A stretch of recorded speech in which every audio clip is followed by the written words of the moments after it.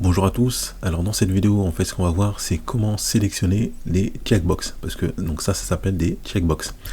Donc avec Robot Framework, donc on va voir différents moyens. Donc on va utiliser le mot clé select checkbox et sûrement on utilisera aussi le mot clé click element. Donc sans plus tarder, on va aller sur PyCharm et on va écrire notre cas de test. Donc on va dire sélectionner. Là j'écris mon cas de test, sélectionner le nom de mon cas de test, sélectionner une checkbox. Voilà, donc on connaît Open Browser, donc pour être redirigé vers un site internet. Voilà, donc là j'ai l'URL et je veux qu'il ouvre avec Chrome. Ensuite, voilà, je vais mettre une petite pause de 3 secondes. Et là, je vais utiliser donc le select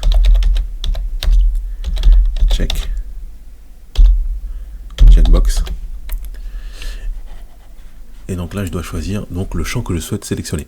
Donc, je vais faire un clic droit sur oui. Voilà.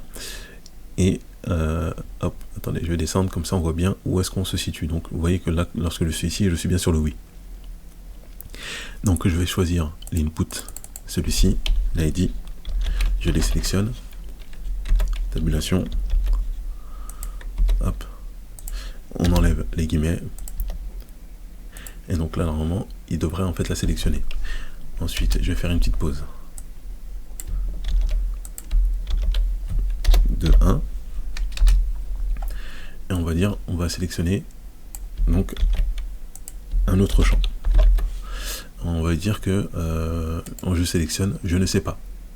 Donc inspecter, je prends celui-là, et l'input c'est le underscore 2.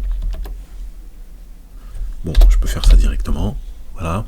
Et on va sélectionner une troisième checkbox d'une autre manière. Là on va utiliser le click element. Comme ça on voit différentes manières. Et là ce qu'on va faire, bon j'ai même pas besoin de regarder en fait, parce qu'on a compris la logique. Donc là, click element et je vais mettre 1. Donc voilà, on a compris que c'était input 7 underscore 0, underscore 1, underscore 2, etc. Voilà, donc on va utiliser ça. Hop, donc ça c'est le click element. Voilà. Et je vais rajouter donc une petite pause. Ensuite, à la fin, voilà, de 10. Là, on peut lancer notre cas de test. Normalement, on devrait être bon. Hop. Voilà, il est en cours. Alors, donc il a sélectionné oui, je ne sais pas, et non. Donc là, on a vu que donc ça a bien fonctionné, et on a vu deux manières. Donc, on a sélectionné select checkbox et le click element. Et on a donc bien les trois en fait qui ont été sélectionnés. Donc là on a utilisé l'input. Maintenant ce que je peux faire c'est je peux changer et utiliser le name. Non, le name là je pense pas qu'il va fonctionner.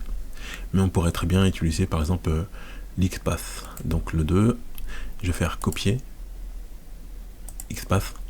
Voilà, donc c'est bien parfois en fait de varier. On n'a pas besoin mais donc ici je vais mettre xpath.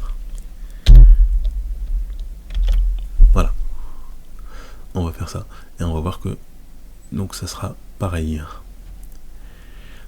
Éventuellement, est-ce que si je prends le name, là je pense pas qu'il va fonctionner parce que le name c'est le même quasiment pour tous. Hop, ouais, donc ça ne fonctionnera pas. Là je peux éventuellement prendre le label. Mais c'est bon. Ok, donc on va le lancer comme ça.